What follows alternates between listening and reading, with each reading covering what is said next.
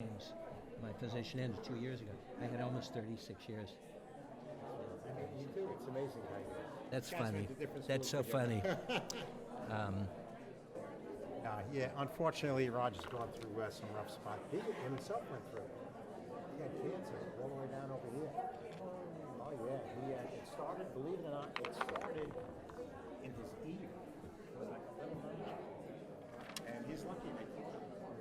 And the shame with that jet was they actually controlled it. What happened was, it was the treatment they cured him. They couldn't stop it. And it was a shock. It's sad. Especially, he's still having a rough time. New Year's Eve, which is Okay, I think we are ready to begin. It's good? Yes. Would everybody please take your seat? And Roger was a longtime member, so I saw him on the list, but he hasn't come in the last year. Okay. Yeah, I will say that, yes. Okay. Okay. Welcome, everybody, to our 2019 debates. My name is Alice Pernick. I'm co-president of the League of Women Voters of Larchmont and Mamaroneck. Our mission is to empower voters and defend democracy. The League of Women Voters is nonpartisan and neither supports nor opposes any of the candidates you'll see tonight. It's really crucial that Mamaroneck residents pay attention, get informed, and vote, because real change comes not from the top down, but from the bottom up.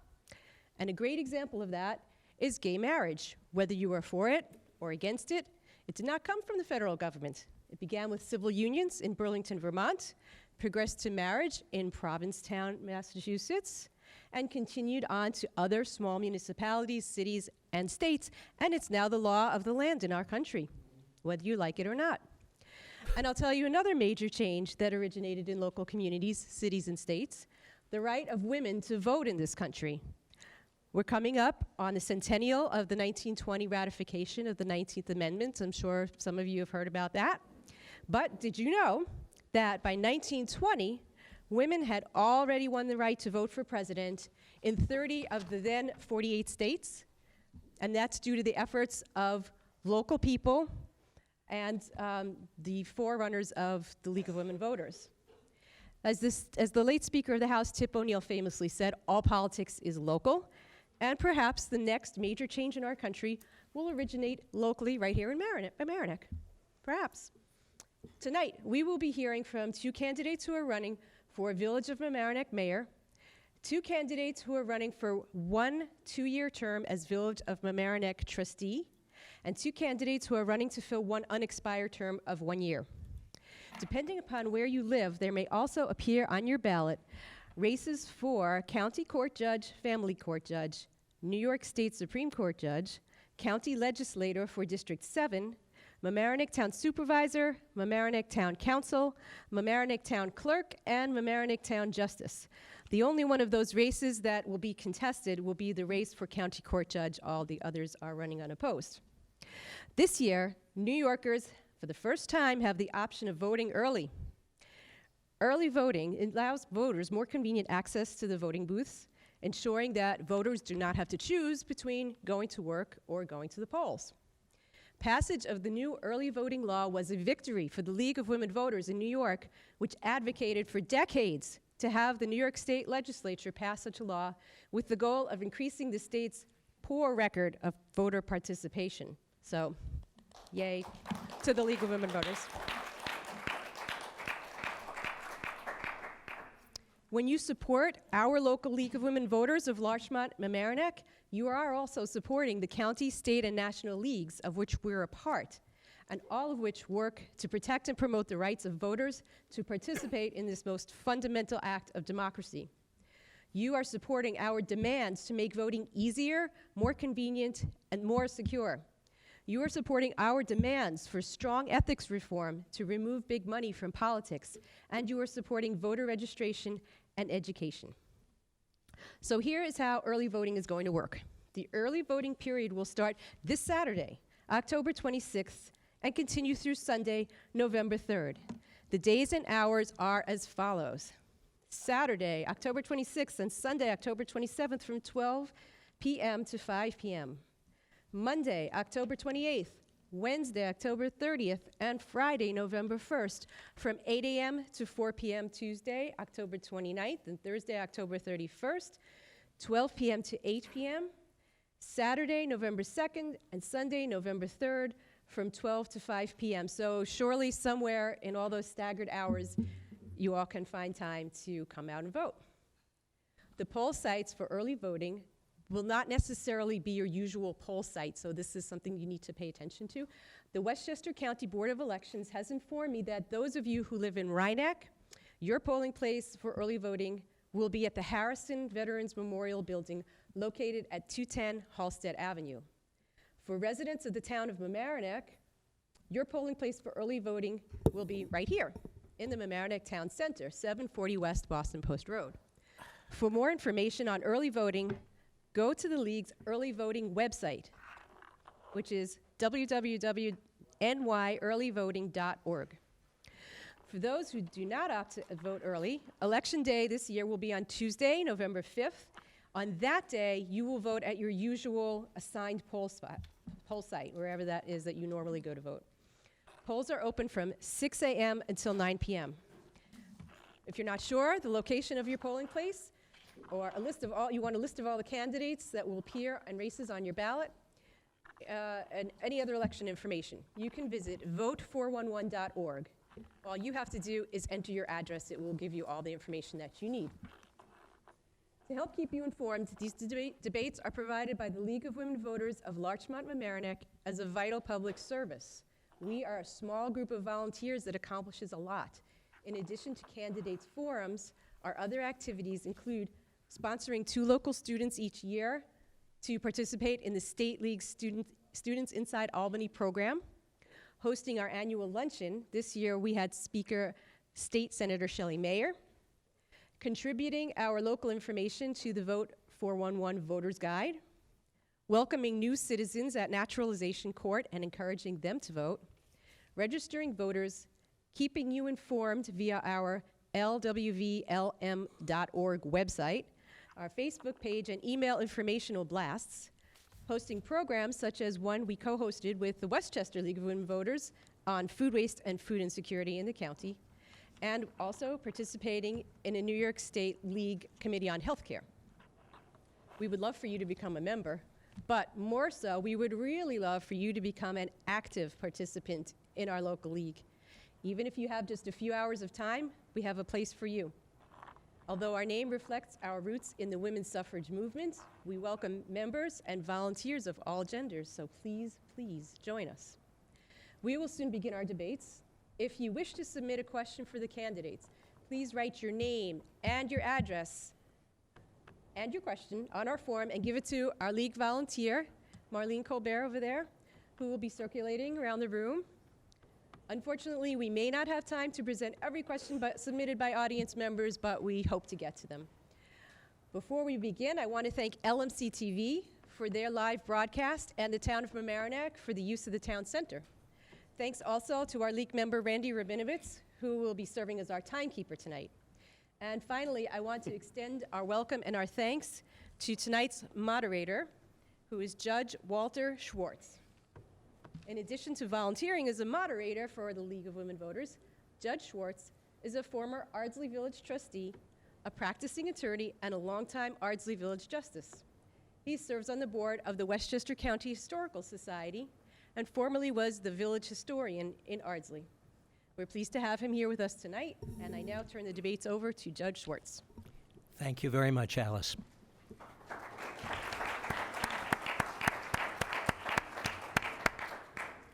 I love a large crowd, and that's what this is. Standing room only is a funny expression because it seems to indicate that everybody is standing room only, but we have people standing in the back, and I hope that they'll find places to sit. So welcome, everyone. Good evening, and thank you very much, Alice, again for the introduction. And thank you, New York Yankees, for allowing everyone listening to give their undivided attention to this debate here tonight. You see, I'm a Mets fan, Someone in the audience who will remain unmentioned or unnamed thinks that I'm a Brooklyn Dodger fan, but that was a long time ago. Anyway, I assure you I have no other prejudice this evening. It is my honor and privilege to assist you here tonight. Please understand my role is merely to facilitate a process that is between you, the voters, and the candidates. You, the voters here in this room, or watching at home to listen to the candidates speak about significant issues affecting Mamaroneck Village, and to help yourselves decide upon your choice of candidates for village mayor and 2 seats for village trustee. It is essential we allow all of the candidates the respect, opportunity, and attention to make the best use of their time this evening. For that reason, we ask you who are here to please refrain from applause during the program.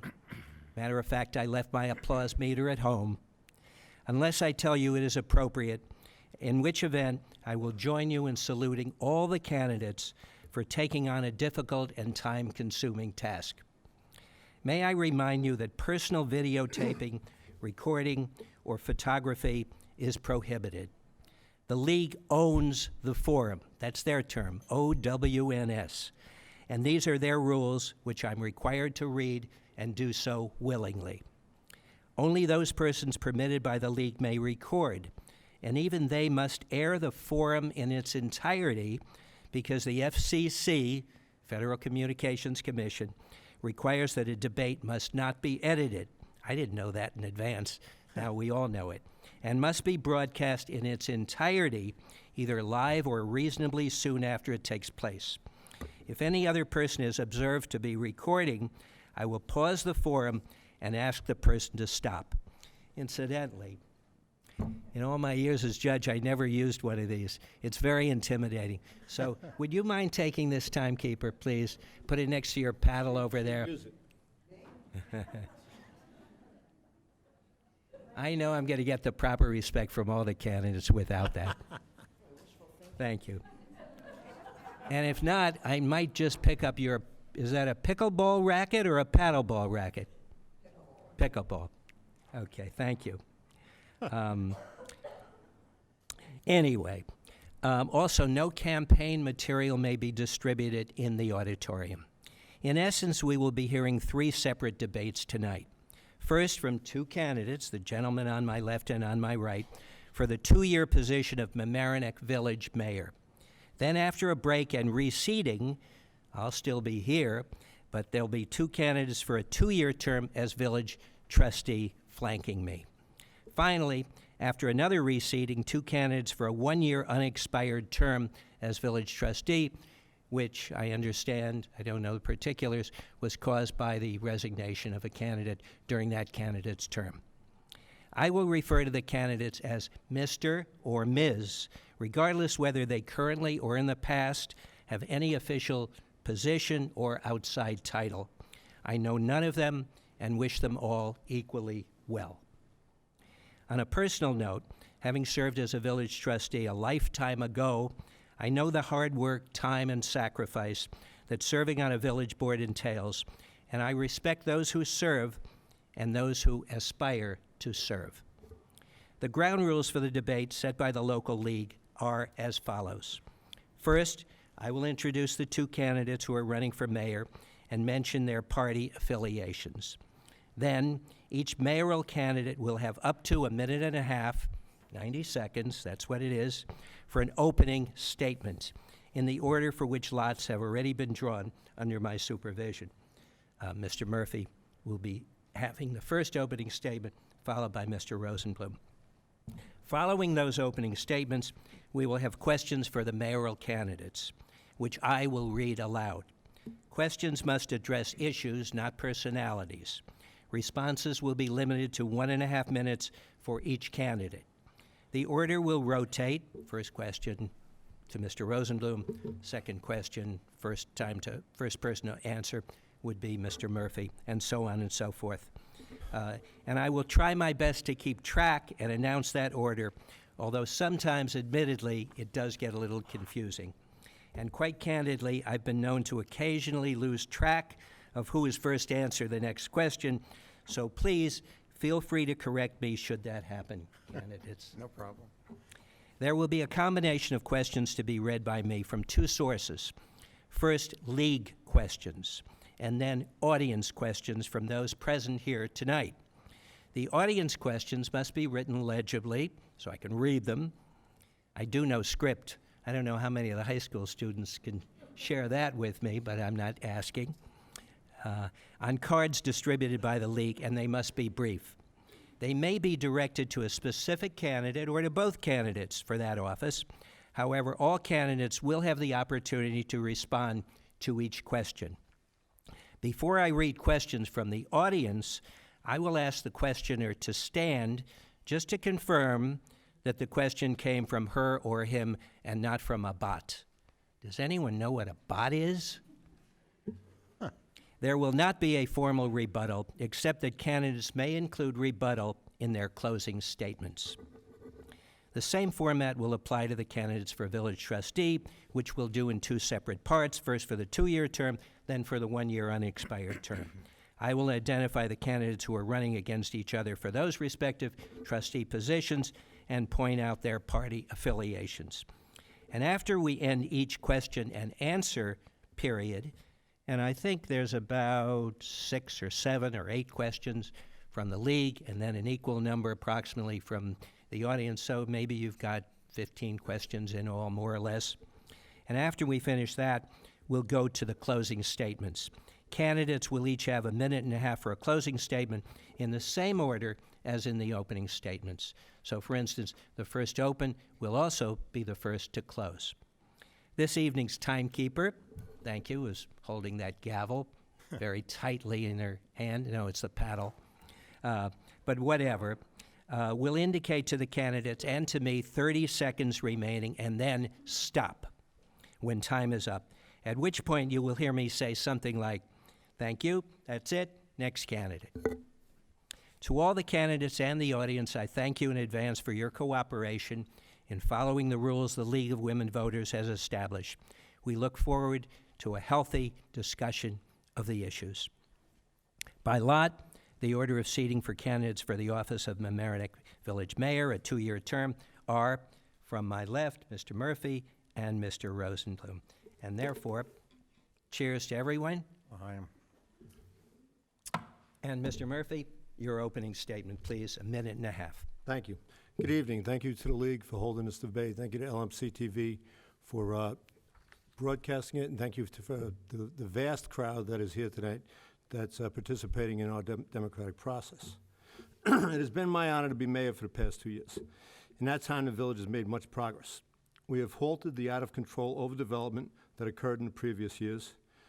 We have changed the zoning code to benefit residents and not just enrich developers. Our streets have been extensively repaved after years of not paving. The village beach at Harbor Island Park is now finally open year-round, so our residents can enjoy their shoreline 365 days a year. We installed a parking app on the avenue to make parking more modern and more convenient.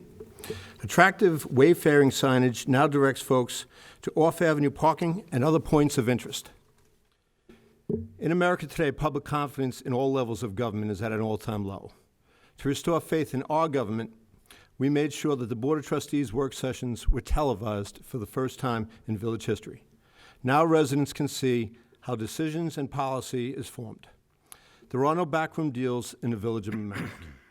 Lastly, we have worked hard to make our streets safer for walking and biking, especially for our kids. This is why our Vision Zero initiative is so important. We lowered speed limits to 25 on most village streets. We purchased state-of-the-art radar equipment to aid our police department and remind drivers to slow down. If we are going to improve the quality of life in Mamaroneck, we need to get more cars off the road and become a more walkable community. Thank you all very much, and I look forward to discussing these issues tonight.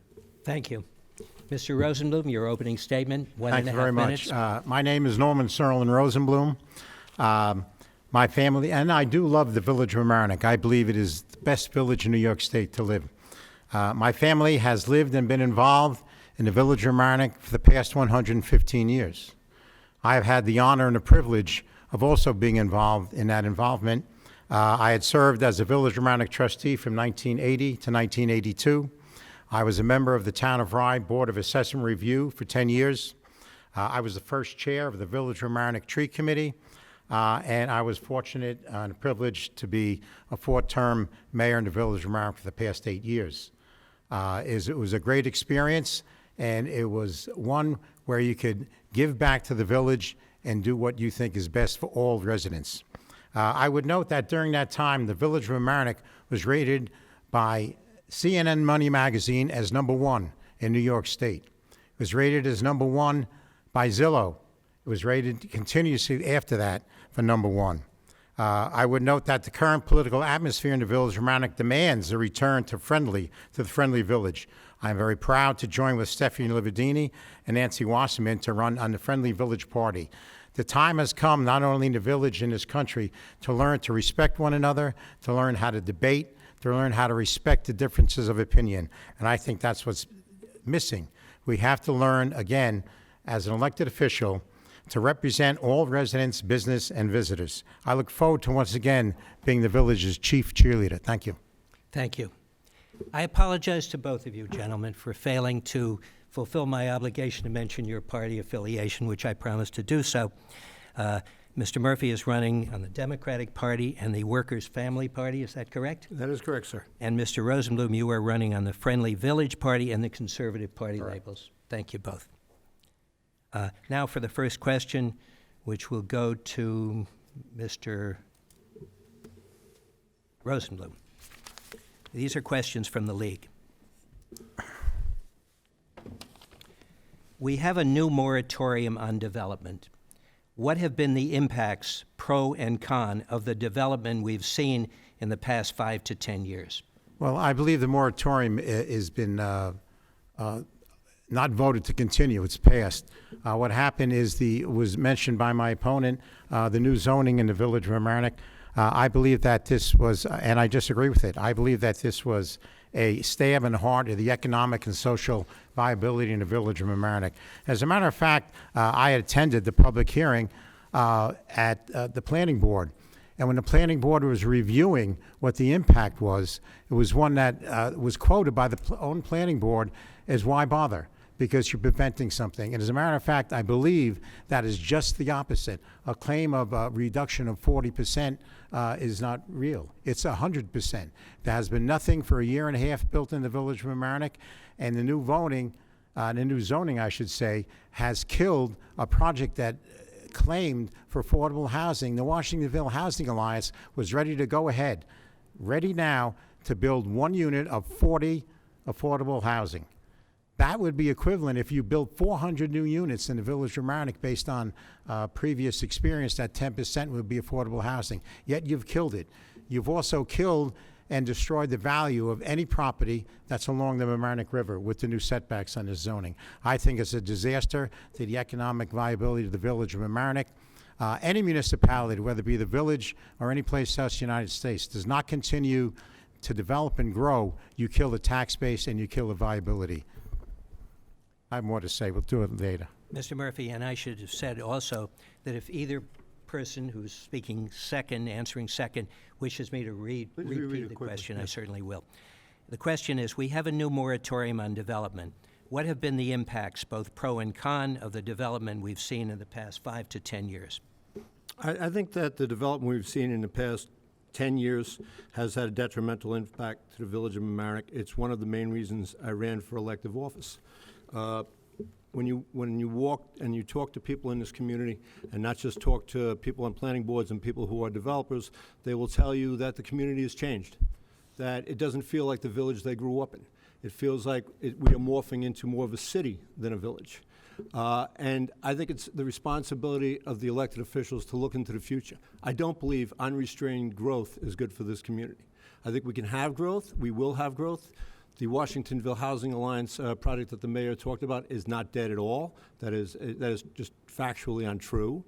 And you know, we are moving forward to allow development that will require affordable housing on every development for the first time in the history of the Village of Mamaroneck. You know, it's a mindset. You know, are zoning laws written for developers or are zoning laws written to protect the people of this community and to protect the character of life of this community? And I believe very strongly that we have to protect the quality of life in this community. And I have worked in construction my whole life, in elevator construction, and I understand, the need for that. But that's not why most of us moved up here from the city, to bring the city up here. There's a certain charm and a certain beauty to Mamaroneck that we're trying to preserve, and developers don't come in and see that. Thank you. The next question first for you, Mr. Murphy, is as follows. What can we do to upgrade our aging infrastructure? Okay, yeah, that's a good question. There is a community that doesn't take care of its infrastructure, is not preparing for its future. Since we've been in office in the past 2 years, we have paved more streets this past year than has ever been paved in the Village of Mamaroneck before. Streets hadn't been paved in many, many years. People were complaining about it. Mamaroneck Avenue hadn't been paved in, I don't know how long. It was looking, not like what we pay taxes to see. So we made sure that our streets were paved. We have invested money, and it's just didn't start. What I said under Mayor Rosenblum too. We've invested money in our infrastructure for the sanitary sewer, and we're taking care of the sanitary sewer, which was long neglected. Right now, we're talking about building a new village hall. The village hall, where old village hall is literally falling apart. We've been throwing good money after bad for generations, and we're looking to build for what Mamaroneck is going to need in the 21st century. We don't want to keep looking back and using, the facilities that we had in the 1900s and in the 1800s and try to make it fit for the 21st century. We want to prepare for the future, and that's what this board has been very proactive about, and I'm very proud of that. I'm very proud of the work we've done to make this look like the community that you pay taxes to deserve. Mr. Rosenblum? Yes.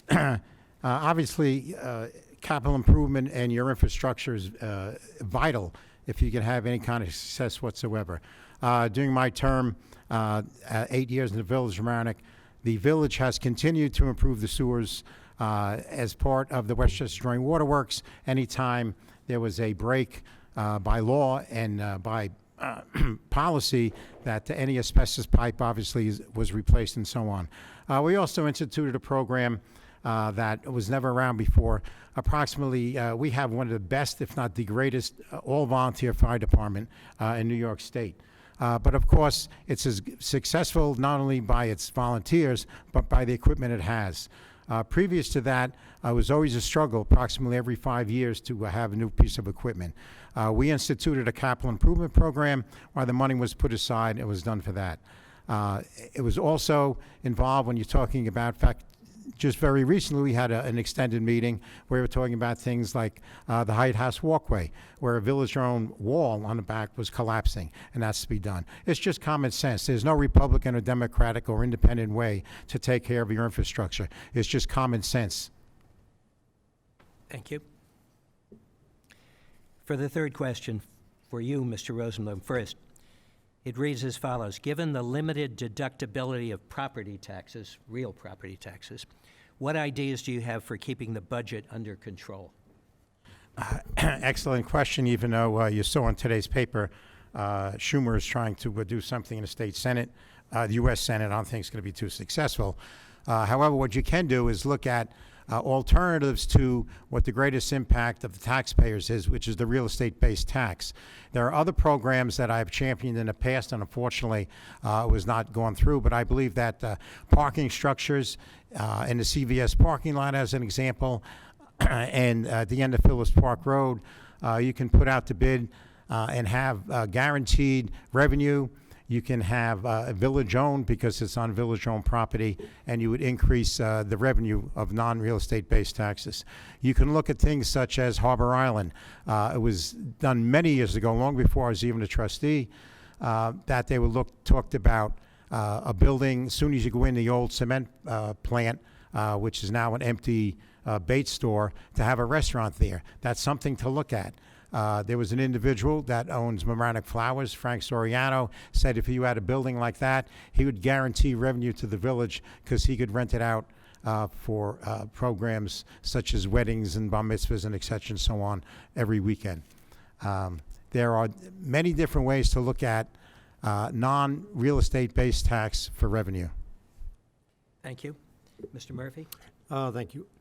You know, it is really a crime that the current administration in Washington denied real estate tax exemptions up to $10,000 for states like New York and Massachusetts and California that depended upon that when we bought our homes, we did the math of that deductibility into the affordability of the home, and he pulled the rug out from under us.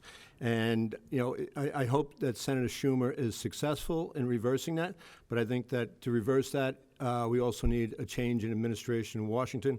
But that being said, I think it's important to note that in the past 2 years I've been mayor, we've kept the property tax levy under the cap, which is not always an easy thing to do. There are always needs and wants, and employee costs go up, and there are variables that you cannot always control. I think that one of the things we did is putting the parking app on Mamaroneck Avenue, and the parking app on Mamaroneck Avenue is realizing about $10,000 more a month in revenue for the Village of Mamaroneck. And a lot of that is not borne by the taxpayers. It's borne by people who come into this community. It's borne by people who come in on Sunday and don't know you're not supposed to put quarters in. So when you see them doing that, right, that's money in your pocket. But, you know, we've also done things like renegotiated the bonds so that we're paying a lower interest rate, and that's saving us a lot of money every year. And the clerk treasurer and the new village manager have been very proactive at finding ways to save us money, and we hired a new village manager for that purpose. Sorry. Thank you. The fourth question, beginning with you, Mr. Murphy. Sport time has been an issue for years. What is your vision for using the part of Harbor Island Park now occupied by sport time? Well, you know, I think that there's going to be tennis in that part of the park. I think that the question really is now is how do we handle tennis? Do we keep having it be a private club that has an exclusive feel to it, or do we try and reach out and create a club that includes more members of this community? Do we try and teach younger children how to play tennis who would not have that opportunity before? So we want to kind of do a hybrid where we have a very nice facility that folks can enjoy, but it also benefits everyone in this community. I'd like to learn how to play tennis someday. I'm going to retire someday, and that's one of my goals. So I need it to be affordable. But it is a balancing act. You know, we want the revenue that brings in. The revenue has been going down over the years, but we want to rejuvenate it. We want to keep tennis, but we also want to make it so that it's not violating, you know, that parkland that should not be, exclusively for a club. So it's a fine line. We have a really good committee that is working on it. I'm very proud of the people that we appointed to that committee. They're doing a lot of hard work. They're going to come back to us with some ideas. We're going to put those ideas into an RFP that's both legal, and in other words, the club will be operating within constraints of New York State law about alienation of parkland. And at the end of the day, I think you're going to have a tennis facility that serves the purpose that it served before, but also serves more of the needs of all of our residents. Mr. Rosenblum? Yeah, thank you. The problem with sport time goes back many years. As a matter of fact, the fatal flaw in that was that the original contract with sport time was changed. The previous administration, to when I took office, there was a termination clause. That termination clause was taken out when it was renegotiated. And unfortunately, that led to long, involved negotiations. In fact, a stop of the negotiations when it was in there. The reality is there's also two easements from the county that prevented what I think all the parties wanted to do was move the tennis court from the site now to back of the sewage treatment plant. That does not look realistic. But the reality is right now, while it's only a temporary measure for 1 year, you should be putting out a request for proposal to what to do and how to do it. And the specs should be written by the Village of Mamaroneck, not requesting a individual entity to come in and what they want to do. But the bottom line is, and actually I agree with my opponent, is that you want tennis in the Village of Mamaroneck. But I also note that while I was in office, the Village of Mamaroneck redid the tennis court in Florence Park, redid the tennis court in Warren Park, and there are other areas in the Village of Mamaroneck to make sure that those parks are used to the maximum and allow tennis and other sports, quite honestly. Thank you. Thank you. Mr. Murphy? I think I answered that. Yes, you did. Okay. I told you that was Next going to question. happen. All right. The next question is going to begin with Mr. Rosenblum. There are parties that are listed on the ballot that may be unfamiliar to some of the voters. Can you explain your party affiliations? What do they stand for? What values do you share with those parties that might inform how you intend to govern on the board? Absolutely. This is a quest that I've been looking to do for 30 years, since I was a trustee in 1982. There are two lines that we are on. The first one is the Conservative Party, and the reason I was done is as a result of the new election law in New York State. They changed it where you now get your signatures required to get on the ballot, and then independent parties are subsequent to that. I spoke with Mr. Fox, who's the chair of the Conservative Party. I told him what I wanted to do, which is basically run on an independent line, but I wanted to make sure we were on the ballot. You needed 7 signatures. We got 10 signatures, so guaranteed to be on the ballot.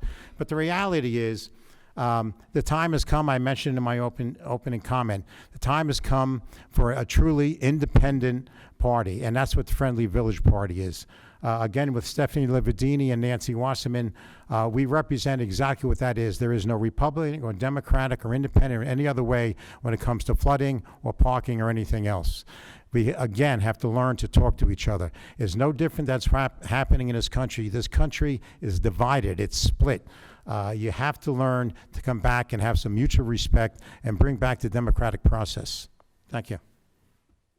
Mr. Murphy? Well, I'm running on a Democratic line and on the Working Families Party line.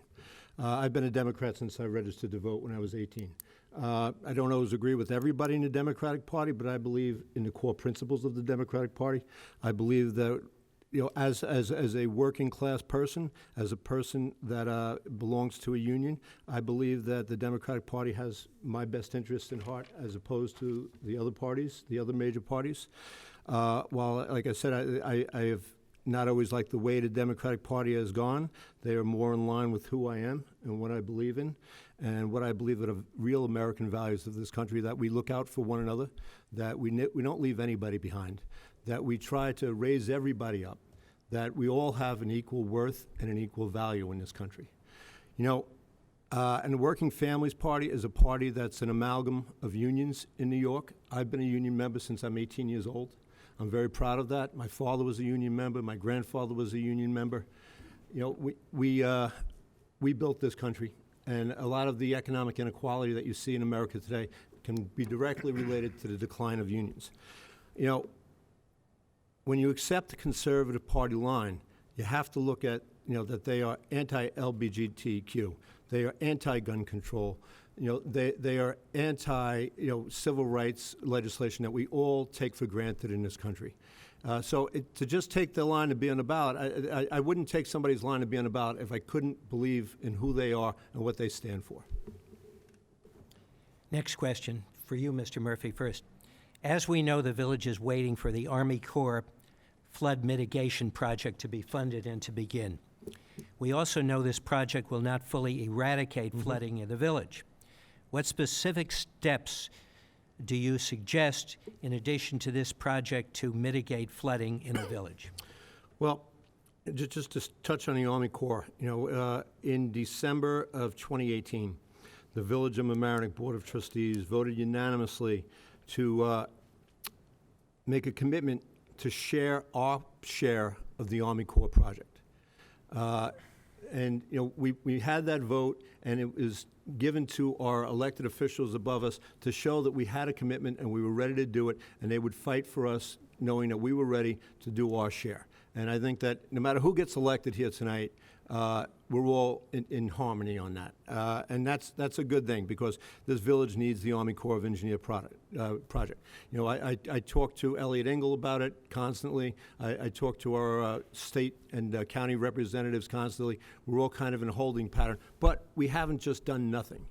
The Village of Mamaroneck this year bought a truck to clean our storm sewers so that before a flood, we could take proactive approach, especially in the areas that flood more problematically. You know, we'll be able to go in, clean those storm sewers to give us a little bit of an extra jump on the storm. And with having our own truck means that we're going to be able to clean 1/3 of all our catch basins every year. So on a 3-year cycle, every catch basin will be clean. This will be good for water quality, but also, you know, before a flood, you know, it gives people at least a feeling that there's something proactive happening. And we have to do that, and we have to change our zoning code to ensure that we flood-proof properties, especially in the floodplain. Okay, thank you. I had the pleasure of leading a presentation to the Army Corps of Engineers, which was very successful, and in fact, that led to the Army Corps of Engineers underwriting and championing our program.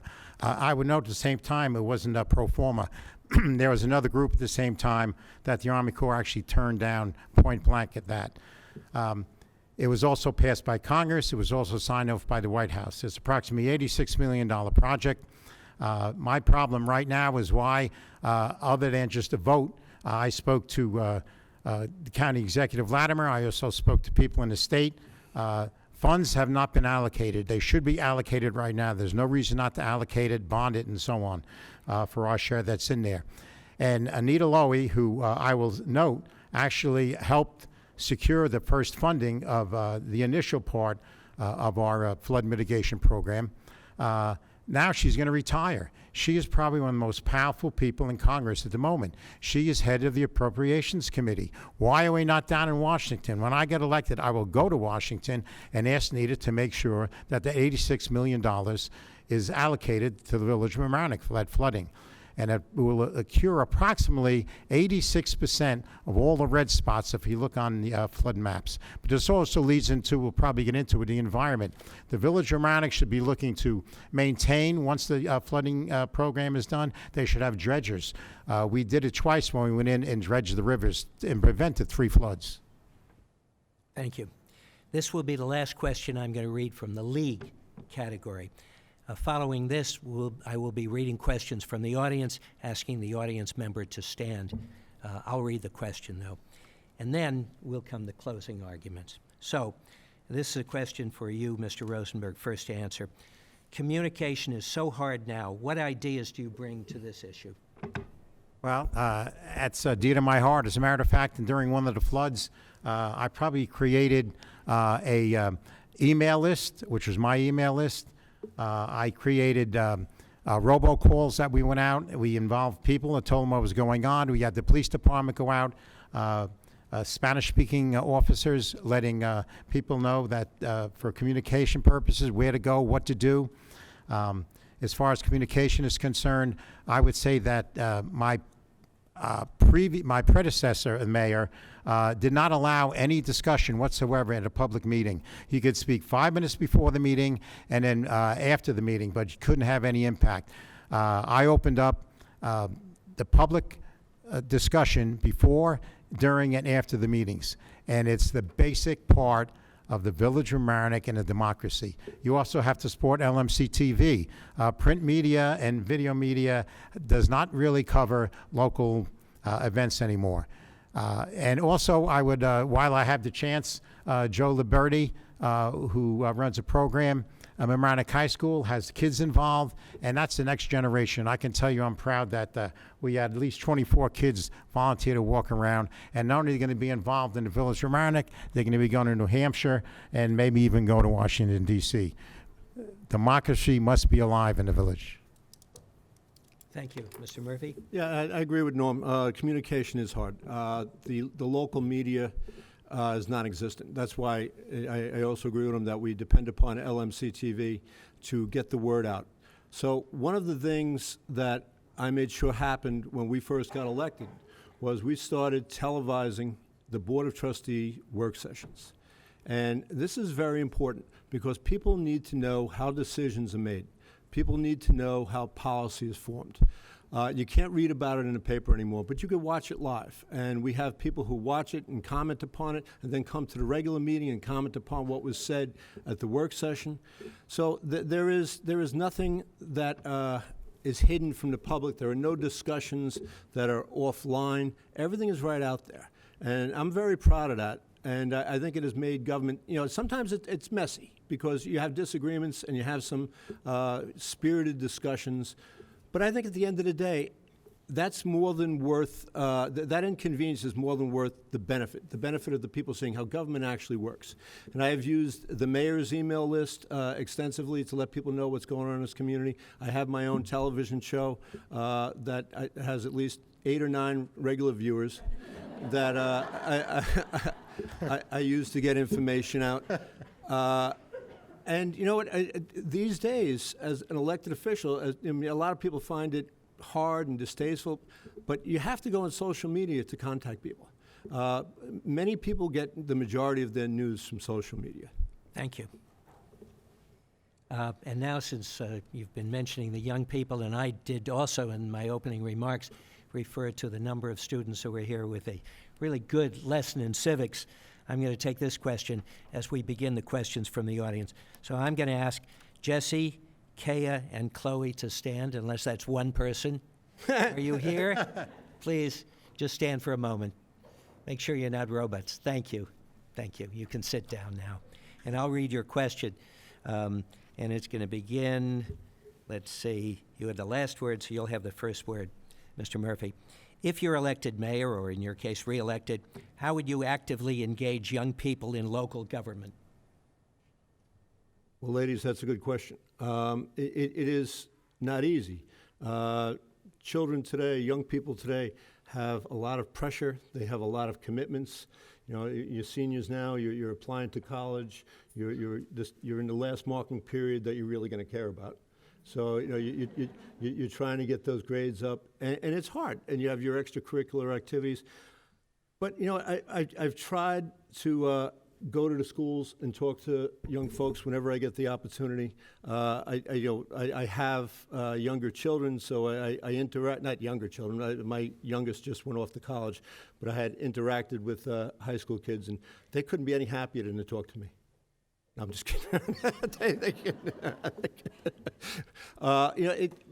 I'm open to. I was asked this when I went to the school, and I didn't have a great answer, and I really don't have a great answer yet. But I'm open to it, and I think that for your generation, what you have to do is you have to push us. We have left you a world in disrepair, and I'm sorry about that. We ate the corn seed, you know what I mean? And your generation is going to have to save what, we screwed up. And, just keep pushing us. Don't think that we're going to go looking for you, because we've got a lot of stuff going on too. But believe me when I tell you that how government works is when people test government, it works better. So please test us. Mr. Rosenblum? I'll extend my comments with the AP program. The fact of the matter is that you use what's available. Social media is excellent.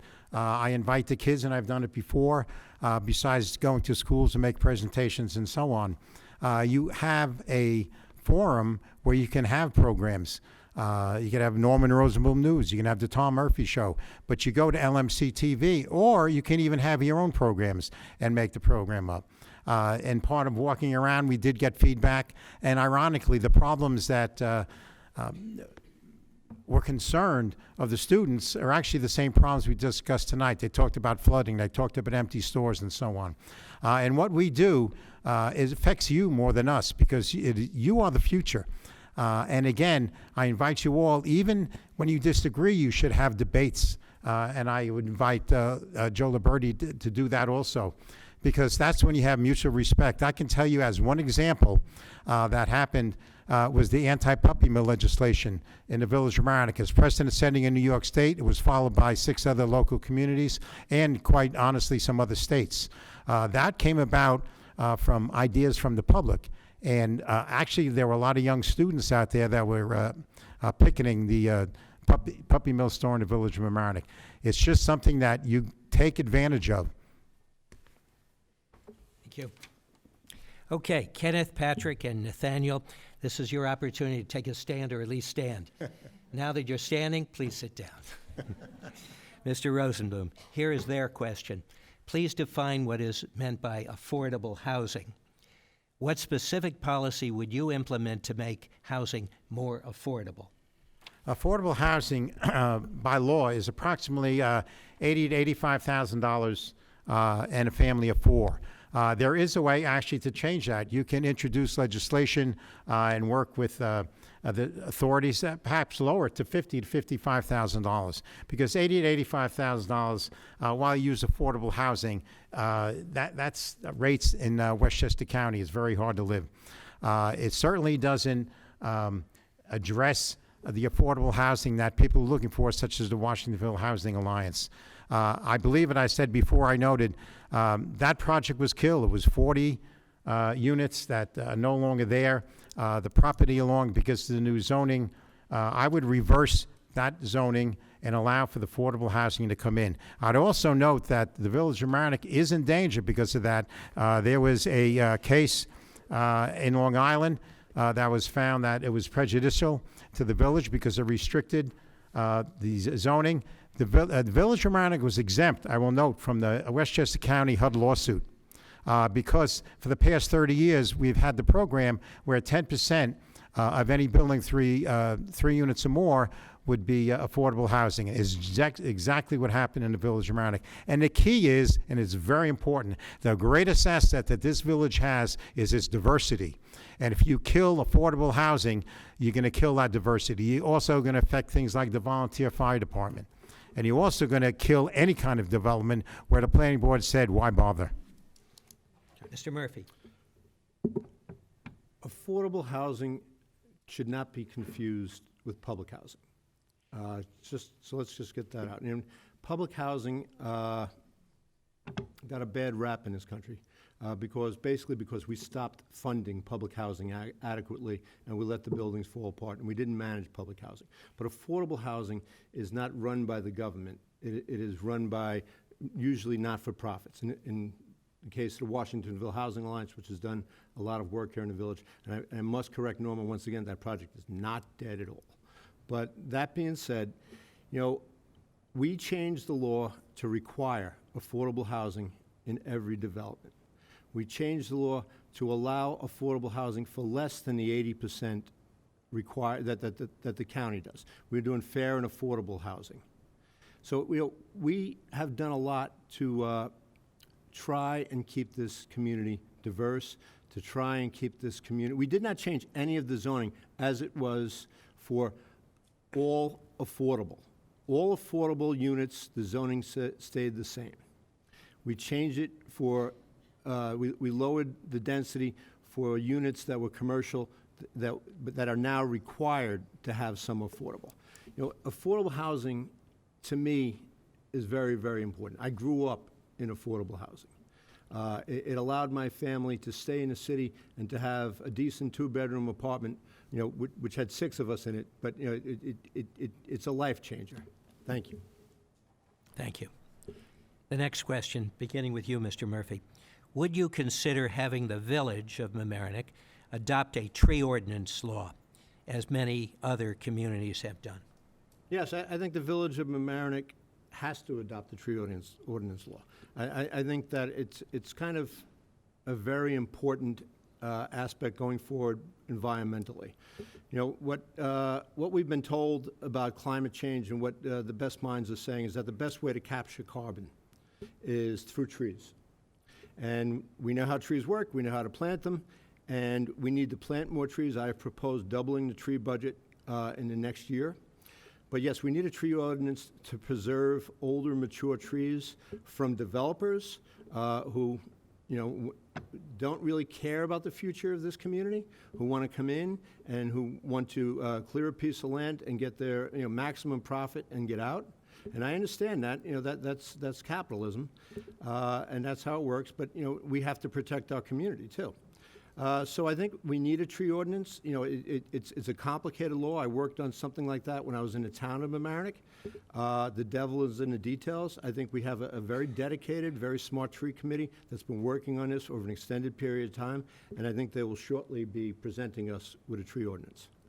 Thank you. Mr. Rosenblum? The simple answer is yes. As the first chair and the first active tree committee, I can tell you that trees are extremely important to the environment. They clean the air, they reduce carbon impact.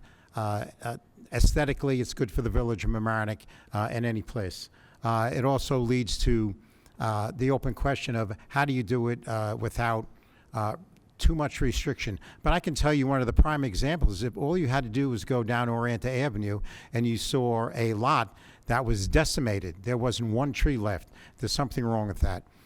Certainly you maintain people's individual rights on their own property to be able to remove a tree and so on, but you do with guidelines. There's also something that you deal with a site plan review by the planning board. They have the authority to review it. We also have an advisor to the planning board to look at the topography and the trees that are there. But without going on and on, 30 seconds, trees last for hundreds of years, not 30 seconds, and it's something that's very important. Do we need a very strong tree law? Yes. Thank you. That's going to wrap up the portion of the questions, but I do have to recognize Celia, who came up with that. So Celia, are you here? Thank you very much. You get your moment in the sun. Okay, so we're going to move on to the closing statements now. And as we determined through the flip of the coin at which you gentlemen were present, Mr. Murphy, you're going to give the first closing statement, minute and a half. Like I said, I want to thank the moderator. I want to thank Norman for putting his hat in the ring. I think it's important to have contested elections. I think it's important to have open dialogue. I think it's important to test your ideas and to have the community make a informed decision. So I thank everybody for coming and participating tonight. As I said in my opening statement, we've made a lot of progress in this village. The village is moving forward in a lot of areas. We've worked hard to put staff in place that I believe can now steer the ship properly. And we have a board of trustees that's committed to allowing a professional village manager to do his job without interference. And that's very important to how a village runs. For decades, that wasn't the case here in the village of Mamaroneck. And we need to keep a board that will do that. We need to keep a board who understands why that's important, so that there isn't political interference in the day-to-day operations of the village of Mamaroneck. Elections are about the future. They're about not just November 6th, they're about what the village is going to look like 10 years from now. And who is going to guide us in a path that our children are going to have a village that we will appreciate because of decisions that are going to be made in the next few years. And I think I'm the candidate for mayor that can lead this village in the future. I think that the past is the past, and it's time to move ahead and bring Mamaroneck into the 21st century. Thank you. And Mr. Rosenblum. Yes, in a closing comment, I would also note that for the record, the main thrust of my getting back into politics is to run as an independent. This country needs, and this local community needs, an independent that's beholden to no one other than all the residents, the business, and the visitors, not political parties. I believe there are members of the current Board of Trustees that keep a title as head of a local political party. So the open question is, where do you owe your allegiance to? The allegiance only to the voters. And whether you agree or disagree, you want a format and a forum that you have open debate. As a point of fact, I am a non-registered voter in the village, in the Westchester County. I owe my allegiance, again, only to those members who are interested in what's best for the Village of Mamaroneck, not particular interests or people with their own agendas. My running mates also happen to be registered Democrats who have their own reasons for running on an independent party, because they also, and they agree, although we may disagree on different items and different subjects, we all agree on one thing: what is best for all in the Village of Mamaroneck, and it's very simple. And we wish you all to vote on November 5th. Thank you. Oh, and particularly, again, thank you to the students from Mamaroneck High School. You guys are fantastic. The guys are fantastic, and as moderator, I'm going to direct that they remain here. Nobody leaves this auditorium. We've got a gavel over there, because we have 2 more parts to this debate. And I want to point out that the village board consists of 5 representatives, 4 trustees, and 2 seats. In other words, 50% of the trustee seats are open in this election. So stay tuned, please. But we're going to have a very brief pause. I'm going to reshuffle the deck here with cards. And thank you. So we are a little behind. If we could have the candidates for the 2-year term come on up. Also, for the students, I think there are other students who are waiting for their turn. So actually, you do have to go. Sorry about that. They are waiting, yeah.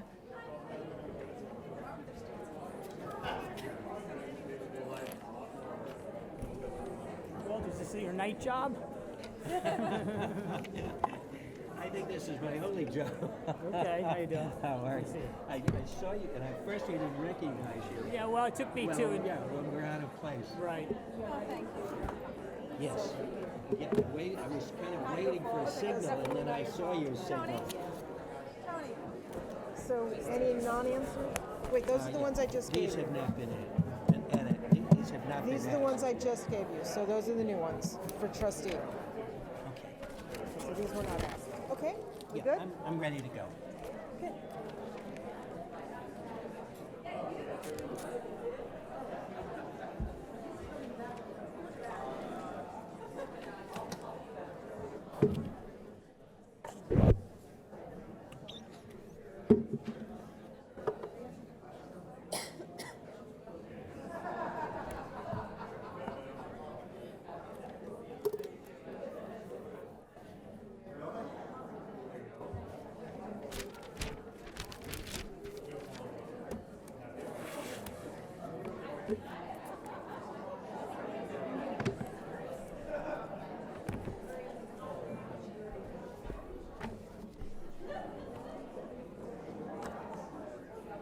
Indeed.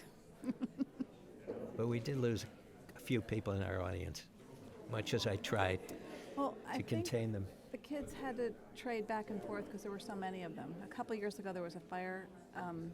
There were too many Oh, kids for too the many fire. people in the room. So I think the kids are taking turns.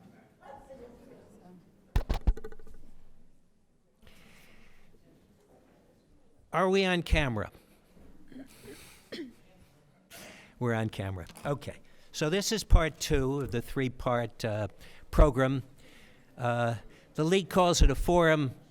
I sort of call it a debate, although I like the term forum. It sounds a little more formal, but a little more polite also. And the debate has been polite, and I've enjoyed my role as moderator.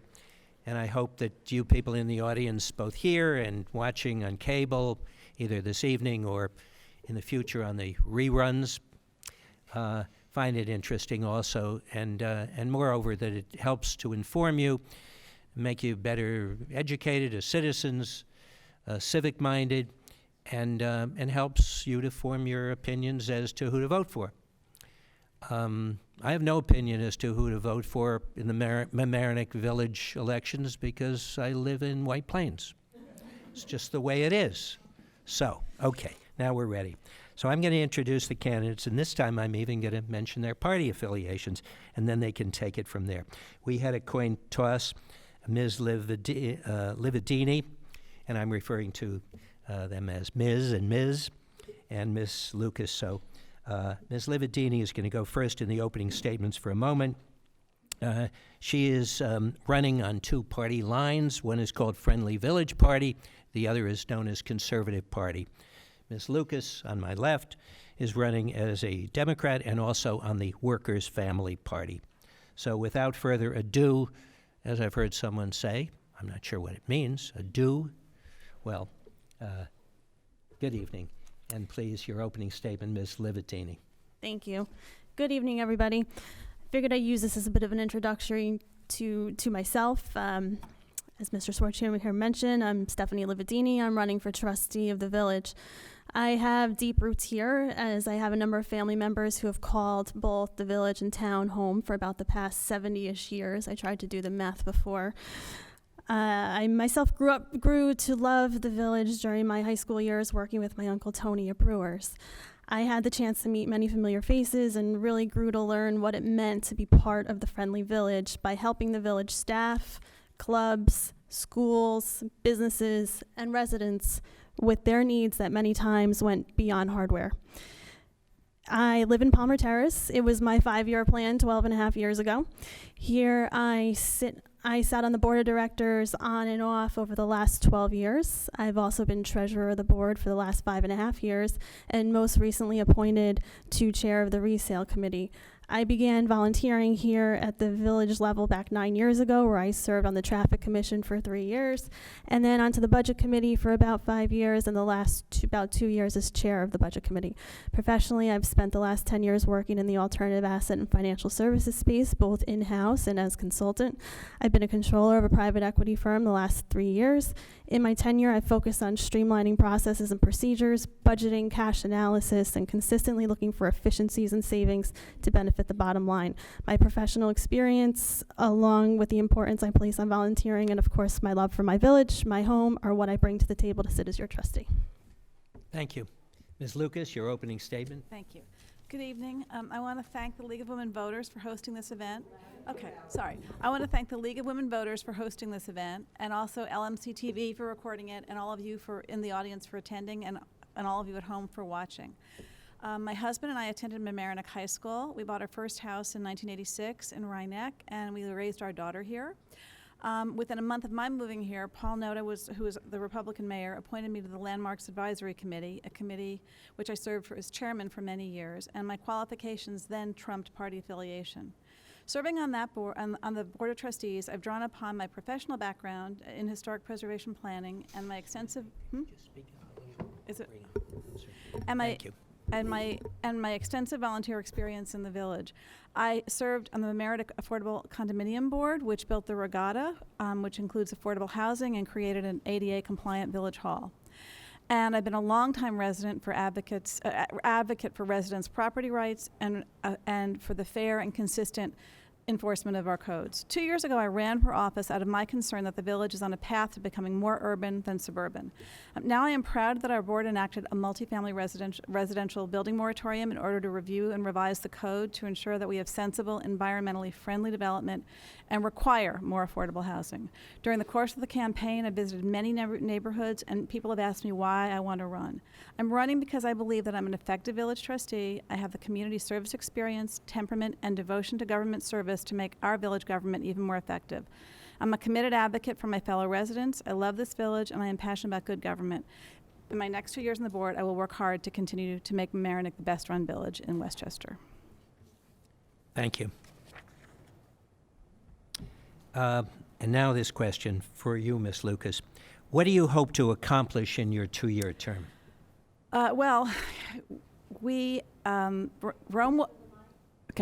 Rome wasn't built in a day, and we have accomplished a lot in the last 2 years in terms of creating a requirement for affordable housing, reducing the overdevelopment, and getting our ducks in order in terms of budgeting. But there's still more to do.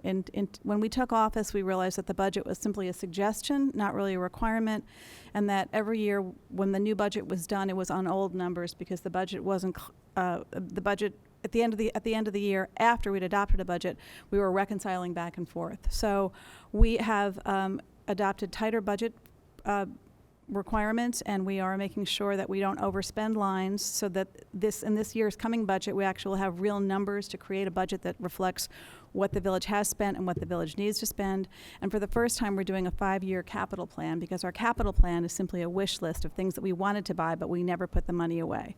So in addition to really working to keep the village on a strong fiscal plan, we are also updating the comprehensive plan, which was adopted in 2012, and we are doing a chapter on sustainability, which talks about how we can be more environmentally stable, and making sure that the comp plan from 2012 is going to fit the needs for 2020. Thank you. Thank you. Ms. Lividini? So that's a great question. I guess overall, I guess it's a plug to us, because what we want to do over the next 2 years is to bring the Friendly back to the Friendly Village, which has been missing for some time now. I specifically just want to spend some time on Mamaroneck Avenue. Our vacancies in our businesses have more than doubled over the past 2 years. You know, when I walk down the street and you see empty space after empty space after empty space. You know, we spent money on parking meters. We're getting revenue from these meters, I guess, but you know, I've brought it up before. The walkway down the path to Phillips Park Road, dark, dangerous. You know, this is a coat of paint and some more lights. I think we could have found some money in the budget to clean that up a bit. You know, if we want to come off as being the friendly village and the best place to live, we got to put our best foot forward. And when people come here, they come to Mamaroneck Avenue, they come eat in our restaurants, they come shop in our shops. We need to show them what we can do and how we should be looking. We should not be looking, you know, slummy, for lack of a better term. You know, clean it up. Clean it up, spend that money, clean it up, make it safe for people to go down and park there, because people are not parking there as much as they should be. Everyone wants a spot on the avenue. So that, I think, you know, is definitely number one on the list, but also a focus on actually working with the businesses. We've had businesses close. We want people to stay, because that has a direct impact on your tax basis. Thank you. Next question, first for you, Ms. Lividini. What ideas for new revenue have you? So for new revenue, you know, really actually much to what Norm had said before, you know, when we look at a budget, right, we have the income and we have the expenses, and, you know, we have to monitor expenses, obviously, and then find the different areas where we can increase the revenue. You know, he mentioned before about, you know, a possible restaurant down in the harbor. That's land and revenue. I bring everyone's attention to what actually our neighbor in Larchmont is doing. You know, they're building a building there, and they are putting up a parking structure that is owned by someone else, which is revenue to the town and village of Larchmont. So these are options that we have. Our municipal building is useless. I mean, it's falling down. It should be either completely renovated or put to better use. We have to put those offices somewhere else, or not somewhere else, but we could put them somewhere else, but put everyone under one roof, but also have a parking structure of some sort that invites people to come here, gives them a place to park, and is continued revenue for our village.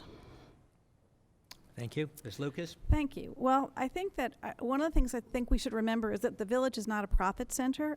We are not in the business of making money, and so while we have to be creative about revenue and not run programs that lose money, we this year raised our camp fees, which hadn't been done in 8 years, and the camp actually broke even this year, which hadn't been the case previously. We are taking hold of the tennis facility in Harbor Island Park and making sure that it not only works for the residents, but that it works for the village as well. And we've ended the practice of having, you know, festive and fun parties in the village that we don't actually collect the revenues for.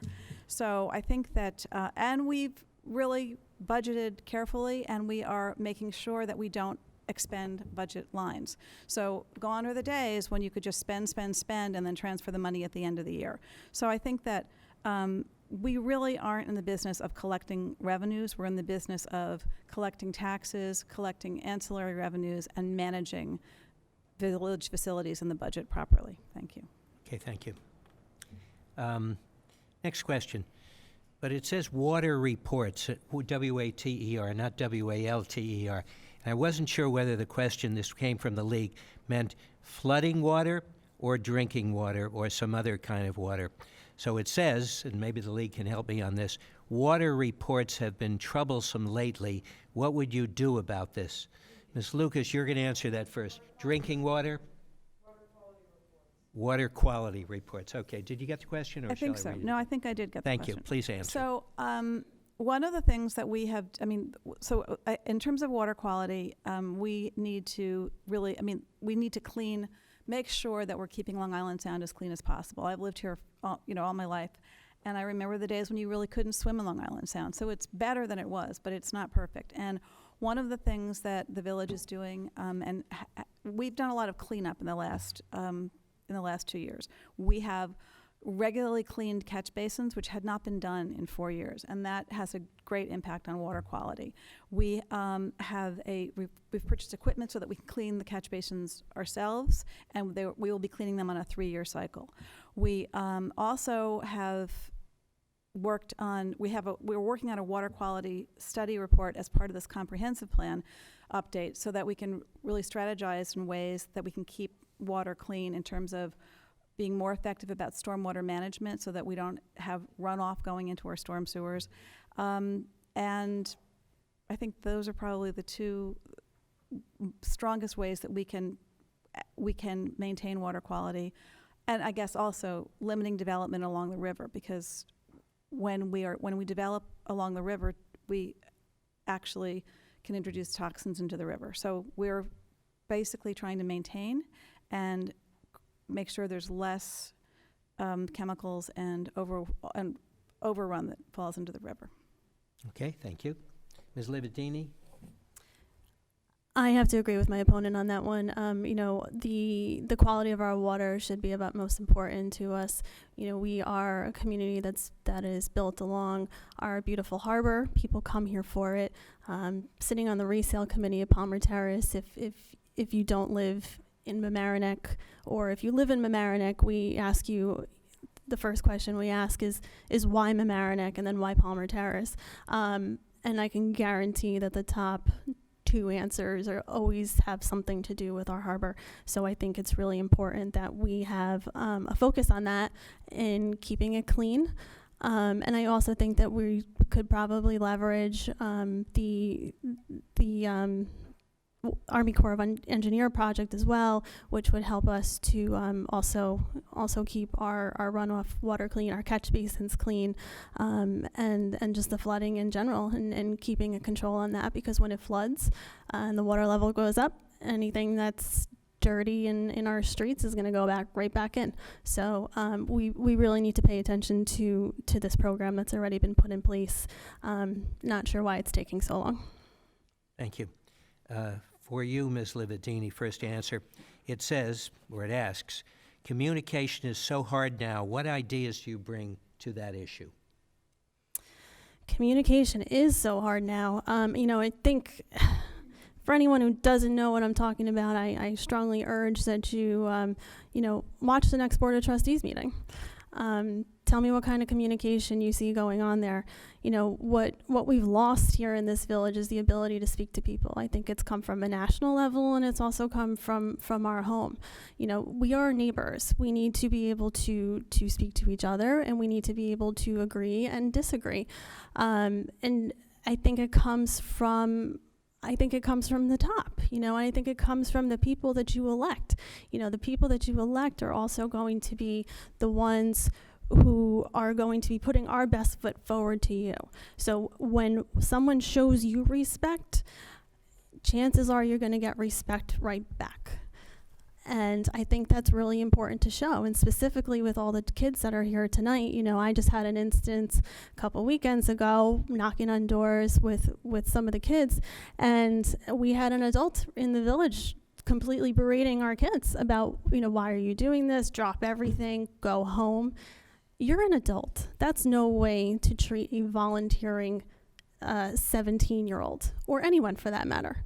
The question came up before about volunteering. Well, it's really important to volunteer, but it's really also important that we as adults show the next generation what it means and that it's a good thing, and that not that you're going to be berated at every turn.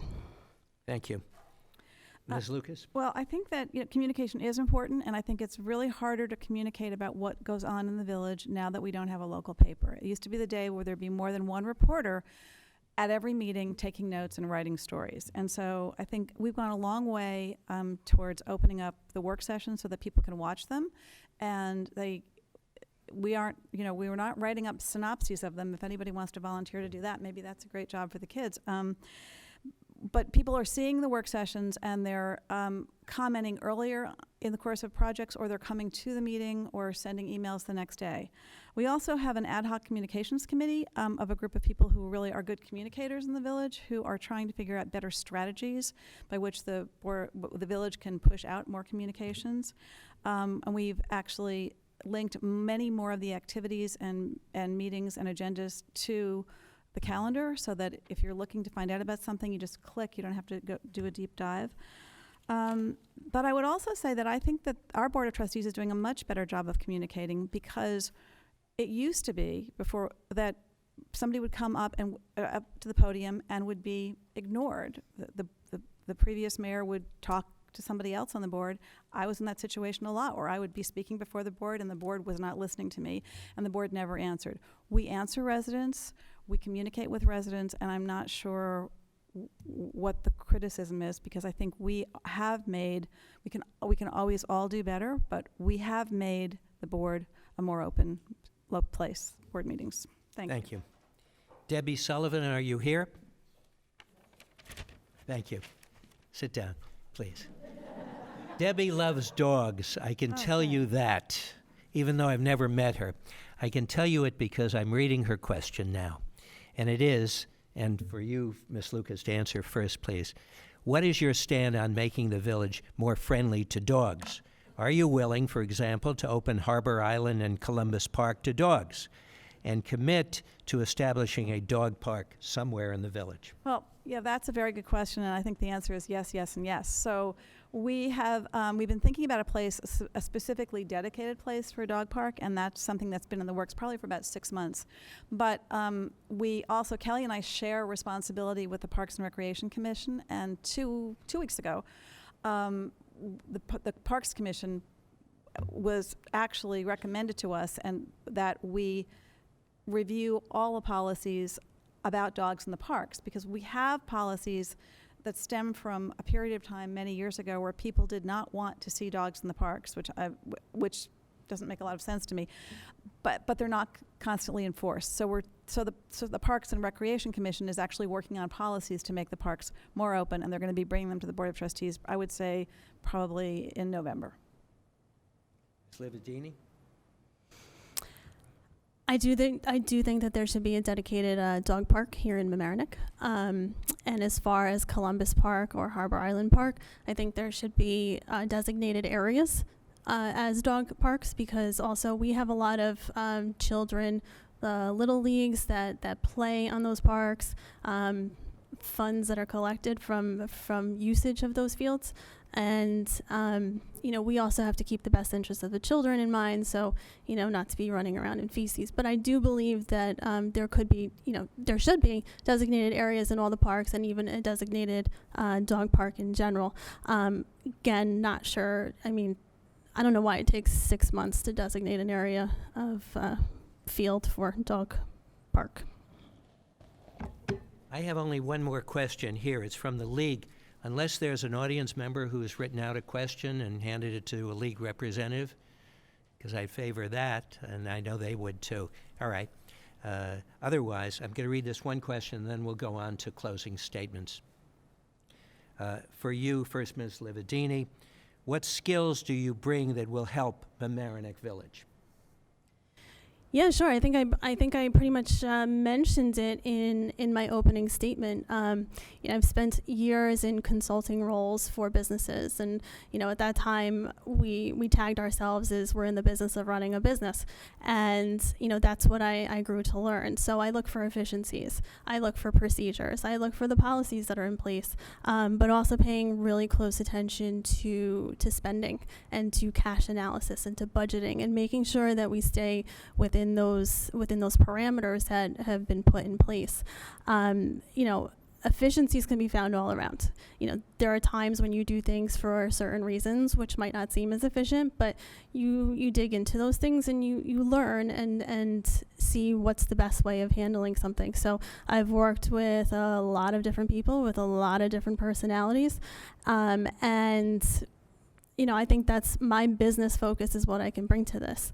I'm a tax-paying resident as well, so I pay just like you pay. So it's not that I'm going to be doing myself a favor and nobody else. Ms. Lucas? Well, I think my skills are, I've worked in government for a long time because I work as an architectural historian, so I work with levels of local, state, and federal government, and I can understand how it would take 6 months to get something accomplished in government. I also think that I've got the temperament to work with people. I'm a collaborator. I'm also kind of a little bit nerdy and detail-oriented, so I'm happy to dig deep into zoning laws and to the planning processes that we take care of. And I've dug deep into the budget. I'm at heart a researcher, and I figured out what we've been doing wrong for years with our budget. And that's something that, with our new village manager, this board of trustees and mayor are dedicated and have taken great steps to put our village in a stronger fiscal situation. And I'm concerned about I want to also say about the walkway. There has been a plan to repair the walkway for years and years and years. It wasn't completed under the previous administration. It was just left by the wayside. And recently we have been taking steps to figure out how to fund it and to probably lower. There was a very expensive cost to do it. We think we can do it for less. So those things, that is in the works. And I'm also concerned about this talk about the Friendly Village Party when two of the people who are running are on the conservative line, because the conservative line is not friendly to immigrants. It's not friendly to public schools. It's a party that supported Donald Trump and Robert Astorino. It's opposed to gun control and to equal rights. And I think that if we're going to be friendly, we have to be friendly for everybody. Thanks. Thank you.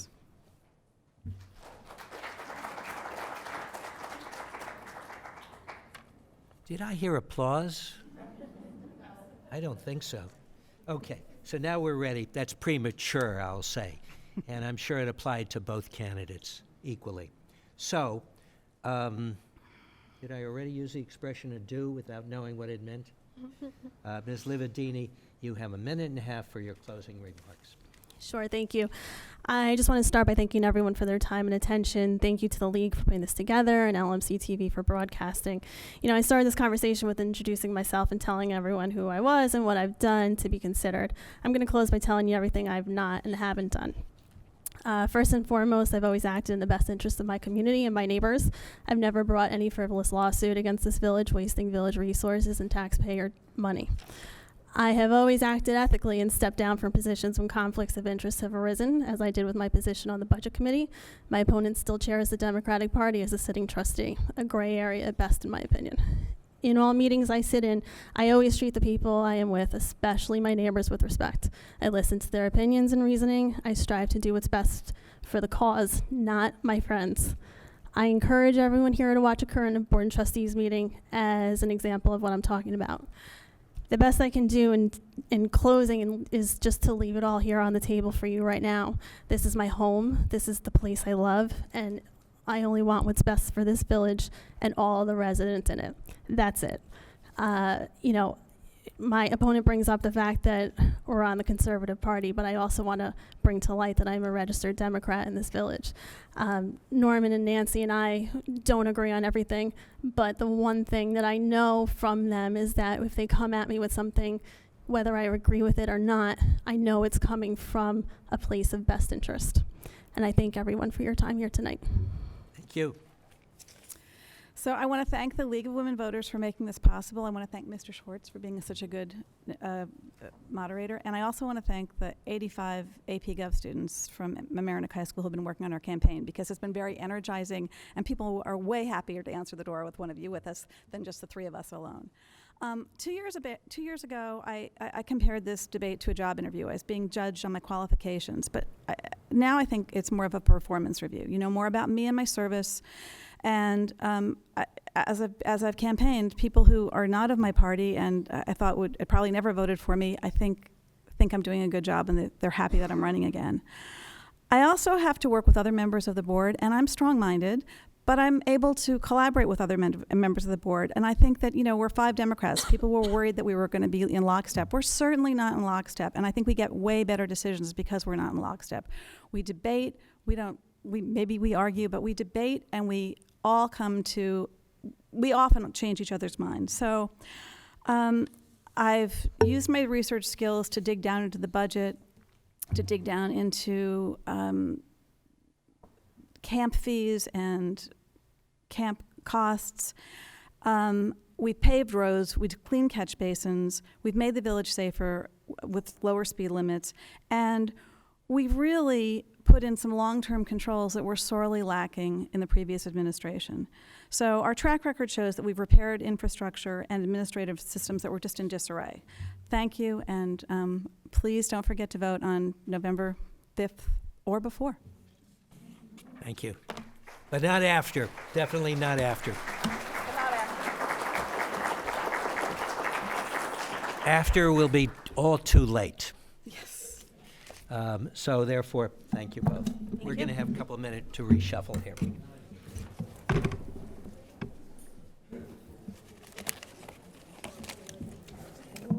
Yep. If you are.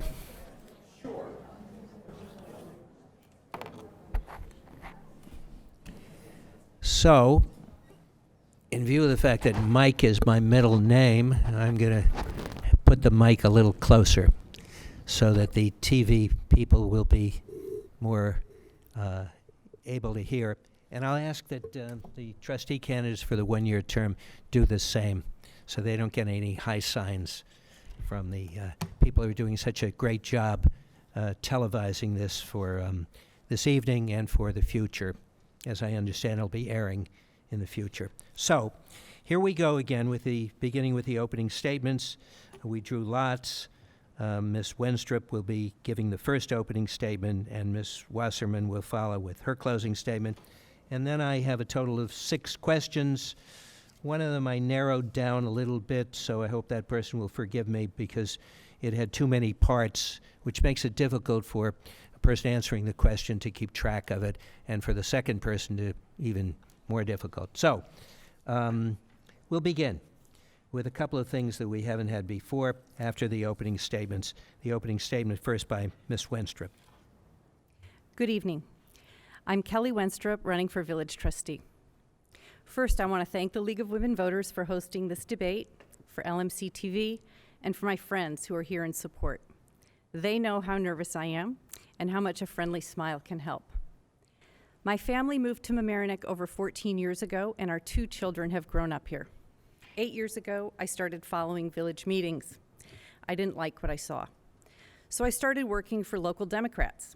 Through those activities, I met Elizabeth Sanger, and she's become one of my dearest friends. Truly, she's a model for my service, showing compassion for those in our community who are often overlooked and always engaging with others through respect, kindness, and an open mind. Without her inspiration, I would not be here tonight. In addition to my work for the Democratic Party, I've served on the Board of Traffic Commissioners and the Zoning Board of Appeals. This background shapes everything I've done on the Board of Trustees. Tonight, we'll talk about legislative policies and priorities, but through it all, the fundamental importance of listening to the community is paramount to my approach. I want everyone to know that when they come to the Board of Trustees or to a community meeting, they're among friends, because we are friends. We're a strong, diverse community with a breadth of expertise, and we all want a vibrant, engaged Mamaroneck that works for its residents. I'm dedicated to the hard work of making Mamaroneck a better place, and I hope you'll support me with your vote. Thank you again. Thank you. And I should have mentioned, Ms. Wenstrup, that you're running both as a Democrat on the Democratic Party line and also the Workers' Family Party. Actually, if I could correct you, I'm not running Please on the do. Working Family Party Ah. line. I believe my nomination and things came so late in the process that things got a little confused. I am only running on the Democratic Party line. Thank you. I can mention, in fairness to myself, that was the information that was provided to me by the League. So you're running strictly on the Democratic Party line. Thank you. And Ms. Wasserman is running strictly on the Friendly Village Party line. Ms. Wasserman, your minute-and-a-half opening statement, please. I'm Nancy Wasserman, and I'd like to thank LMC-TV and the League. Okay, I've lived in the Village of Mamaroneck since 1961. I worked with my husband, Dr. Eugene Wasserman, who was a well-known pediatrician, and we worked together for everybody for 40 years. I decided that I would return to college to broaden my knowledge, and I had the honor and pleasure of performing an internship for the village manager, Armin Giannunzio, which was supposed to be for 1 semester, but managed to last for 2 years. I rotated through all the departments in Village Hall. He sent me to the Community Action Program, where I advocated for people who were in the program. There were problems in Washingtonville, and I took care of what had to be done. I am a founding member of Washingtonville Housing Alliance. I started the Narcotics Guidance Council, which was a tri-municipal venture. I was a member of the Comprehensive Plan Committee, the HCZM for a short while, the Board of Assessment Review, the Industrial Area Revitalization Committee. I also sold commercial real estate. I And may now have I'm a to cut you candidate. short. Do you want to finish, just wrap it up? That's all. Thank And you. now I'm a candidate. Thank you. And you're a candidate to answer my first question, which comes from Abby. Abby? There she is. From Abby. Ms. Wasserman, how are you working to improve traffic? That's really a question. I think that one of the things that needs to be done is that we need to redirect traffic. What has happened is because of the thruway being worked on, people are getting off in the village and they are only going one way. They are not being directed toward Barry Avenue so they can go around to the Post Road. It is all coming down Mamaroneck Avenue into Washingtonville. Waverly Avenue in the morning is a disaster, and I think that we have to find some method to redirect traffic in the to where they need to go. If they have to go north 2 blocks, why go all the way around when you can make a left onto Barry and get up to the Post Road? So we need to find some method of redirection. Thank you. Ms. Wenstrup? Same question? I sat on the Board of Traffic Commissioners several years ago, and I know that traffic is of concern to everyone all the time.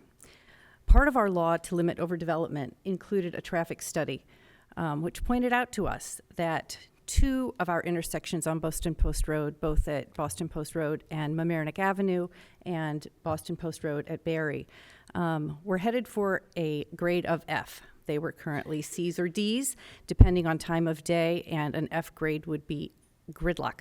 I think by changing our zoning code to limit development on Boston Post Road, specifically limiting the number of additional residences that could be added there, we've helped those intersections, I hope. These are the kinds of things we can do.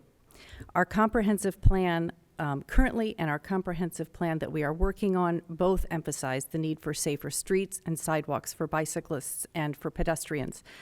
Our traffic commission currently is looking at safe streets, and a Vision Zero program, which are really aimed at helping our children stay safe on their ways to school. These are critical problems. I think through infrastructure design, good policy making, involvement of our residents, and a terrific traffic commission, I think we're doing a lot to help. But we need to do a lot more. Thank you. Jake, where are you, Jake? Jake Langhoff? Okay. I knew that was going to make an impression. Okay. Here's a question from Gazella. Did I mispronounce your name? Gazella from Rockland Avenue. Left early. I think we're all going to be leaving early. Nancy, this is really good for us. Yeah, right. All right. I agree. Gloria. Where are you, Gloria? Come on. Someone, anybody stand up and say you're Gloria? I won't ask you anything else. Gloria. Gloria over there. Got it. So Gloria wants to know, and the first person to answer the question is going to be you, Okay. Ms. Wenstrup. She wants to know, what is your position on Hampshire? Now, in view of the fact that the only Hampshire I know is up near Vermont, New Hampshire, please tell me, what's your position on Hampshire? I believe Gloria is referring to Hampshire Country Club, which is across the street from my home on Cove Road. I could speak about Hampshire for days. For those of you who don't know, Hampshire Country Club has proposed two plans. One is a condominium development in the Marine Recreation Zone, which would require the village to change its zoning code. The other is basically filling its golf course, which is a floodplain, with homes through fill and chopping down hills, filling in hills, but filling in a floodplain. And Hampshire's been pretty genius at dividing our community in believing we have to choose between those two plans. I don't think we do. I don't know that we need to be beholden to a developer who wants to buy a recreational property and turn it into a money center of enormous profits by making a community do flips and changing our laws and rules to accommodate what he wants to do with the property.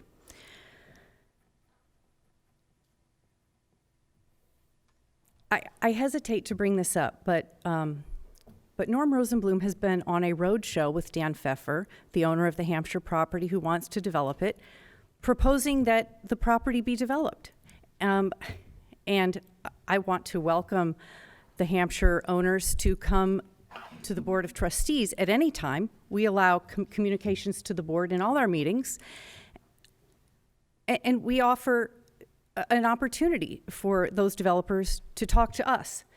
But we want it done in an open forum on television where the public is involved and where there aren't backroom conversations and deals being done.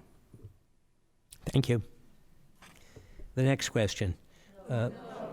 Thank you. Thank you. I was just wanting to know how many people were still awake, and I found out the hard way. Okay. So, what's your position on Hampshire? The only position that I would have at this time would be, yes, it would be a good idea if they present their plan and discussion with the board. If I am elected, I would go along with that. But I would not even have a discussion at this time on something that's a court case, because it's only my opinion, and I don't really feel that we should be discussing this particular issue until the court has made its ruling.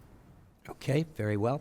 So we go on to the next question, and Ms. Wasserman, I'll ask you to respond first. What should be done about the village's aging infrastructure? I think that at this time, I understand the discussion that went on earlier this evening. But I do think that we need to, when you say Mamaroneck Avenue was paved, Mamaroneck Avenue was paved as far as the railroad track, but it was not paved up to the Harrison border, meaning on the other side of the tracks. So if you're going to take care of paving, then everything should be paved. And I don't know where that money was appropriated from, but I live on the other side of the tracks, and there are potholes galore. Nothing has been done in God knows how long. So I don't think that, and I've made phone calls about a giant hole at the bottom of the hill where I live. So it's either for everybody and not just for the central business district. That's my opinion. And Ms. Wenstrup, what's your opinion?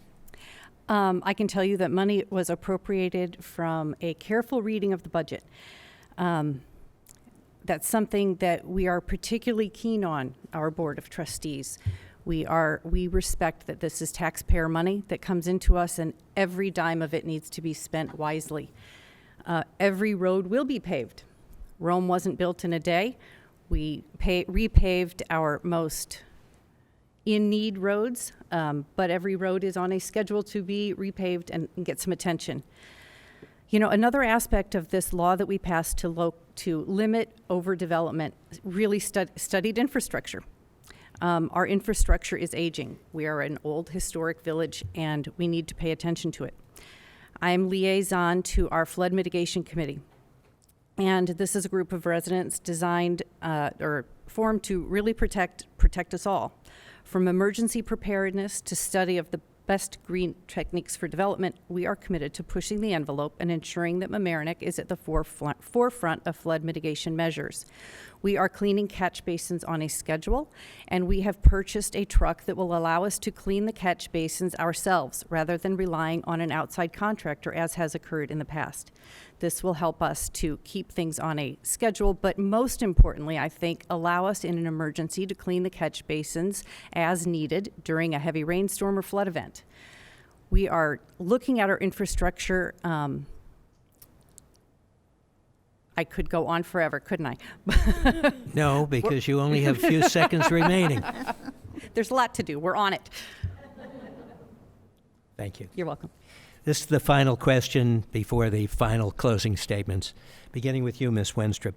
Given the limited deductibility of real estate taxes now, what ideas have you for keeping the village budget under control? Well, like I said in my last answer, we are looking at the budget with a fine-tooth comb.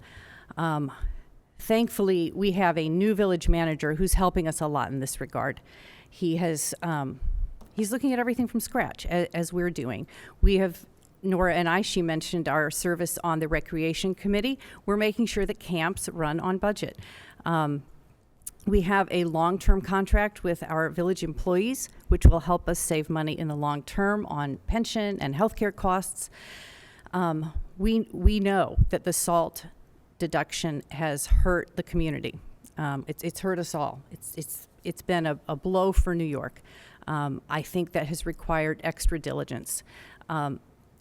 Tennis has we've ended the 17-year contract with Sport Time. Tennis can be a big moneymaker for the village. At one point, it was bringing in about $300,000 a year. It's come down to about $100,000. I think we can bring it up to the $300,000 level. As Tom mentioned, the app for parking is bringing in more money. I think, you know, but I think while these are some ideas for bringing in more money, I think we really have to be focused on saving money. That's where our attention needs to be. Thank you. Ms. Wasserman? Well, I have a different idea about it. I think we need to be spending money in other directions. Like, we are down about 4 policemen. We have 167 new dwelling units. That means there's going to be about 400 more people, and we need about 4 more police officers.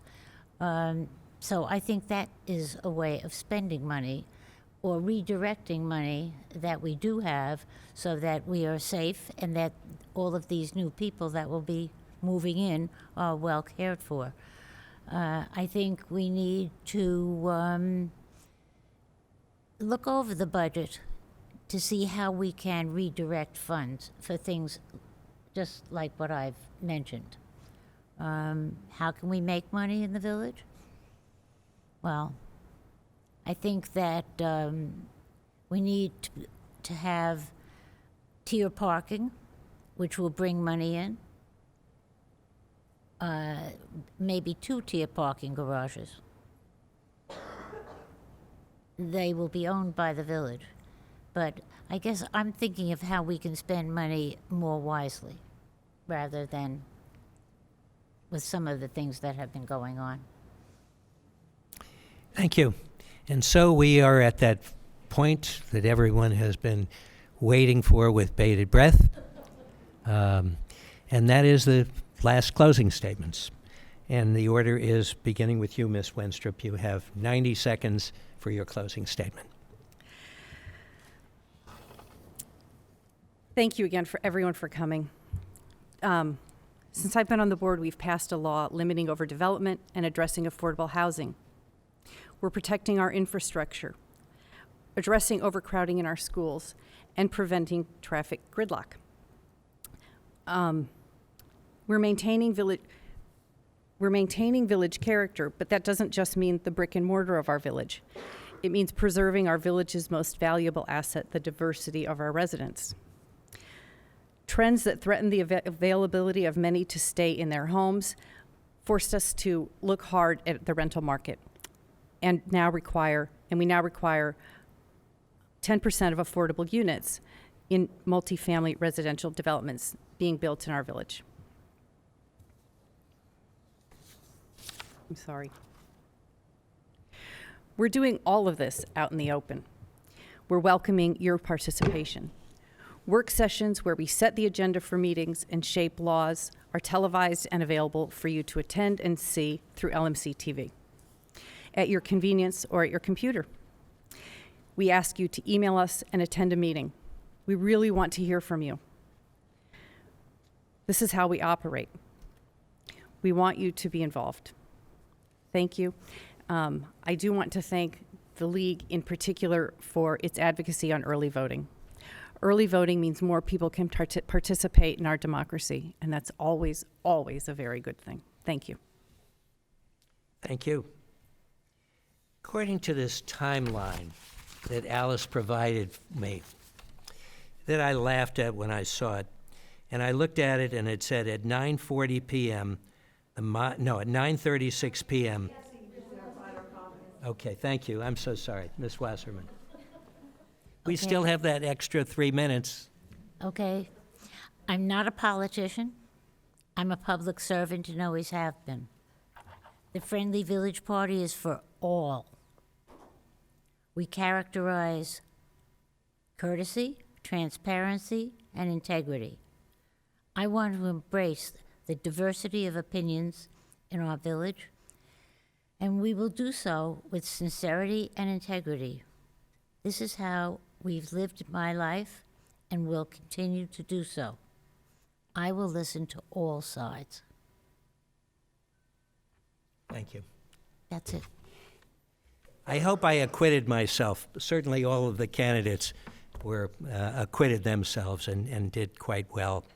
And I found this debate very interesting on all sides, particularly as someone who's not informed, nor do I have to be because I don't live anywhere near the village of Mamaroneck. But I found it a very lively discussion, and I appreciate the cooperation of the League. This brings your 2019 Mamaroneck Village Board Candidates Forum to a close. I thank the candidates for a lively discussion of the issues that will face Mamaroneck Village in the upcoming election. I thank the League of Women Voters of Larchmont-Mamaroneck for sponsoring this candidates forum. I thank the audience members and also those watching at home for their interest. Please join me now in applause for all the candidates.